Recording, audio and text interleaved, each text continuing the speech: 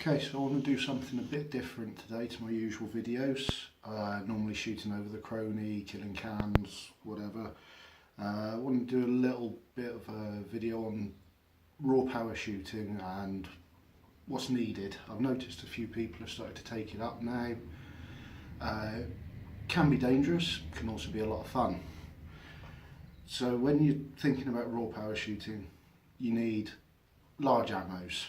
Absolute minimum you want would be 22mm lead, which is about 64 grams, or 25mm steel, which are also about 64 grams. These are about 25.3, so these are 67 3/4.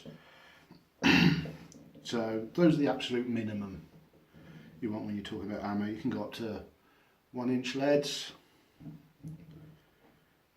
30mm steel. They weigh roughly the same again. Then we go into the big ammo, 36mm leads. These are 285 grams each. This is serious kit. Did used to use a lot of 40mm steel. Pretty much given up on these now. I find that when I've got them held back like that, they tend to bounce over the meaty part of my hand, and I've had a few RTSs from that. It's been knocking them out of the pouch. Next thing is pouch. When I started off, I used this is one of my first pouches for this.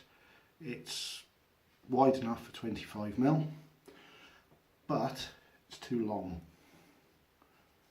Yeah, I thought, because I was holding so tightly, if you can see that, I always hold back behind my middle finger.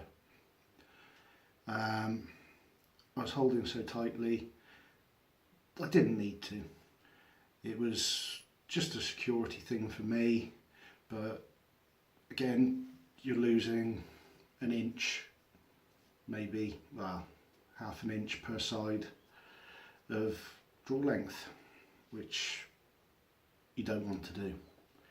So I've refined that pouch now. I've made it half an inch shorter for my 25mm.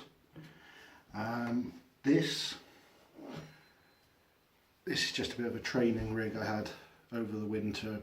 Tubes, useless really for getting decent speeds. I'm still shooting, just sub 100 foot-pounds of energy with these. But it's just more to keep up strength over the winter.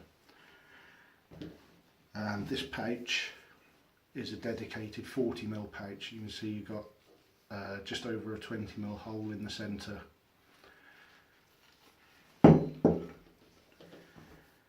This pouch only has a 15mm hole, and you can use that for 40mm, 30mm. Wouldn't really go any smaller than 30mm with that. You've got the risk of the ammo getting caught up in the hole, which you don't want. As you can see, it's sticks through quite a bit there. Again, that could cause an RTS, which usually, given these ammos, they will pass behind your back. So it's scary, but never been hurt with it.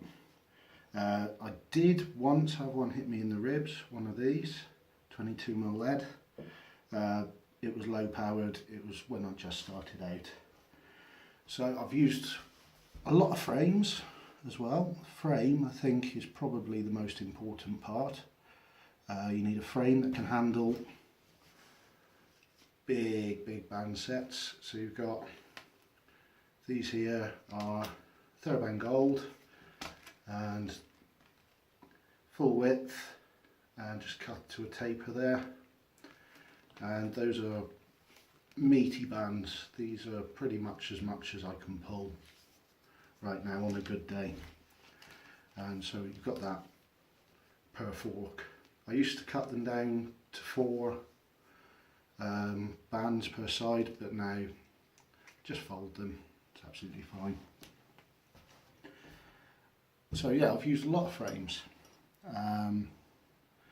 Started off with, side shooter, finger thumb supports. They're alright, you get a good flip, a bit of extra speed. They're generally pretty uncomfortable, you get a lot of pressure points, you'll end up with calluses up here, you'll get calluses here, and most importantly, I've shot the forks off a few with not flipping fast enough, so really not ideal. I moved on to hammer grips. I should have got one out to show you, I haven't. Again, they're good and you can get a good flip with them. Never had a fork hit with a hammer grip.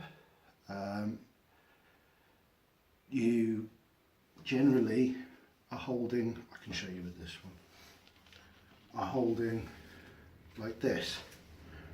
So your hand, you can see, is not in line with your forearm.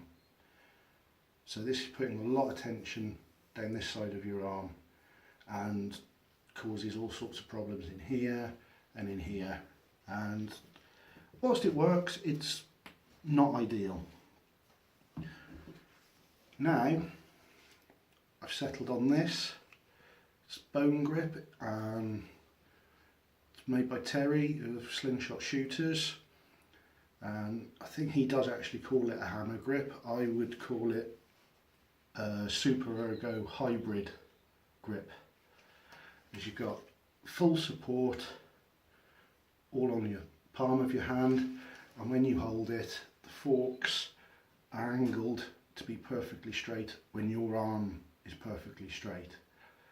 Now it does take a little bit of extra work to get the flip for the extra speed, but it is doable.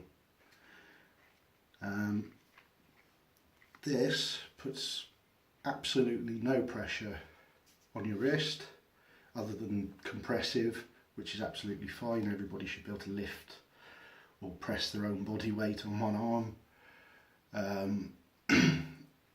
And I just find that it's super easy to use for this. It can, and I have done it, I shot these bands, which are double full width TheraBand black per fork, cut down to a similar taper to those TheraBand golds, just double the rubber. And I have shot it with just my little finger locked in there, and that is possible. That is how well it pushes into your hand. We're talking 35 kilos plus draw weight. So yeah, right now this is my absolute favourite shooter. I say right now because there is going to be some other fork widths options available. There's going to be a wide forked OTT, a through the fork version, and I hear there's going to be a Slingbow version as well, so I'm looking forward to seeing those. But yeah, it's an absolutely solid grip for this, and this material, which is a product made by Smooth-On, TAS 12 tooling resin, it is virtually indestructible. I'll try and get some links posted up to a destruction test Terry did on a frame, and it's unbelievable. Aluminium doesn't perform like this, bronze doesn't perform like this. It's absolutely incredible. And another bonus with it, when you're talking giant draw weights, is it has a slight grip to it. So your bands, they aren't pulling out over the fork. And that's about it really, guys. There's nothing really to fear with raw power shooting. Just be confident in what you're doing. Do not take silly risks. Only ever pull something you feel comfortable. Thank you.